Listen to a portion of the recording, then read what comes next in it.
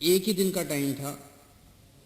एक दिन का टाइम इसलिए था क्योंकि सोमवार को प्रधानमंत्री जी ने देश के सभी मुख्यमंत्रियों के साथ मीटिंग की थी और प्रधानमंत्री जी ने सभी मुख्यमंत्रियों को कहा था कि भाई आप अपने राज्य में 17 तारीख के बाद कितनी ढिलाई चाहते हैं, अपना प्रस्ताव मुझे 15 तारीख के पहले पहले भेजिए। आज 14 तारीख है, हम आज शाम तक अपना प्रस्ताव भेजना चाहते हैं। सभी राज्य अपने अपने प्रस्ताव प्रधानमंत्री जी को भेजेंगे और फिर केंद्र सरकार निर्णय लेगी कि कहां कहां कितना कितना लॉकडाउन अलाउ करना है, दिल्ली के अंदर कितनी ढिलाई दी जानी चाहिए। ये हमसे सुझाव मांगे केंद्र सरकार ने।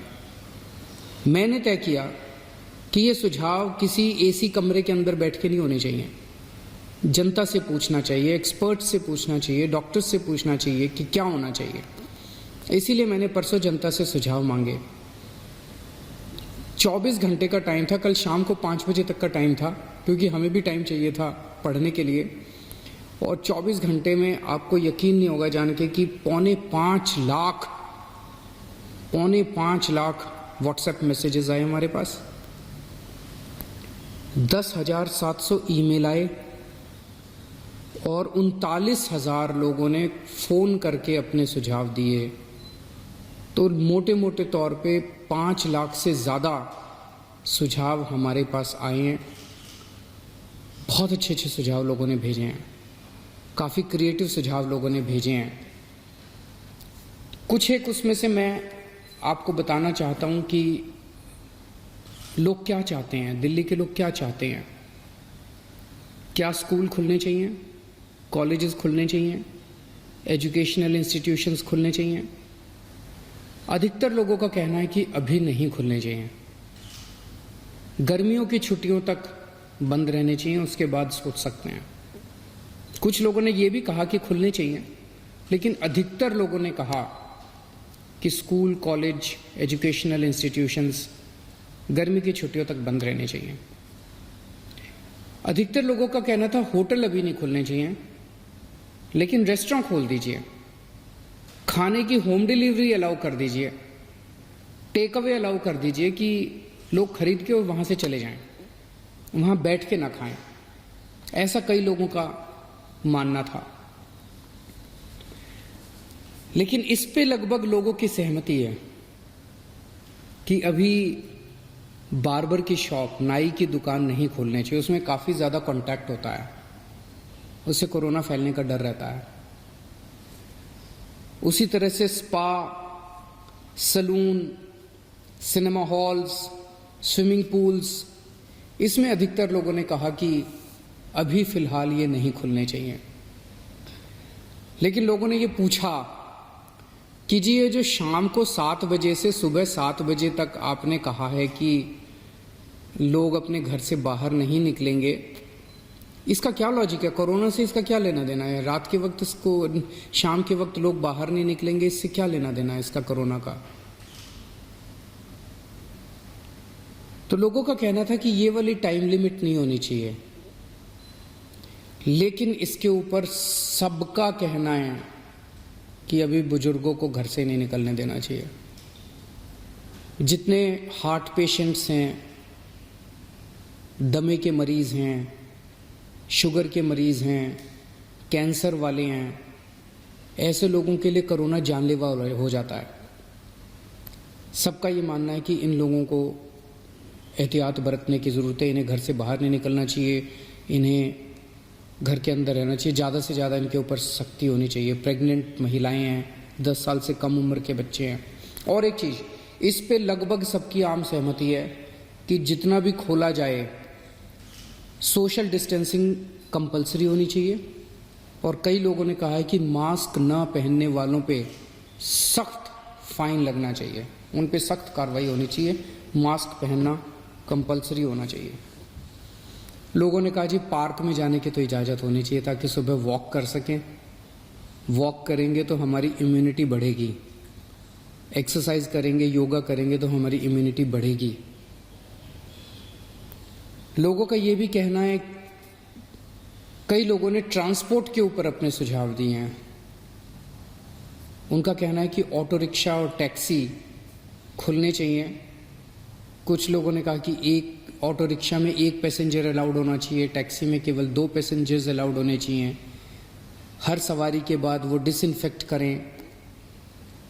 अधिकतर लोगों ने कहा कि बसें खुलनी चाहिए, लेकिन सोशल डिस्टेंसिंग के साथ। बस में 20-25 से ज़्यादा सवारियां नहीं होनी चाहिए, क्योंकि लोगों को अभी, जैसे पिछले हफ्ते जब लॉकडाउन 3 के दौरान अभी प्राइवेट और गवर्नमेंट ऑफिसर्स को खोलने की इजाज़त दे दी गई, तो लोग कह रहे हैं कि इजाज़त तो दे दी, लेकिन जाने के लिए साधन तो नहीं दिया ना। सबके पास अपने प्राइवेट व्हीकल तो नहीं है ना, तो लोग जाएंगे कैसे? बसें नहीं खुलेंगे तो जाएंगे कैसे? तो लोगों का कहना है कि कुछ हद तक बसें अलाउ होनी चाहिए, कम सवारियों के साथ। कुछ लोगों का कहना है कि मेट्रो भी लिमिटेड तरीके से खोलनी चाहिए, पूरी नहीं खोलनी चाहिए। उसके ऊपर लोगों ने तरह तरह के सुझाव दिए। लिमिटेड तरीका का क्या मतलब हो सकता है? हमारे पास मार्केट एसोसिएशंस के खूब सुझाव आए हैं।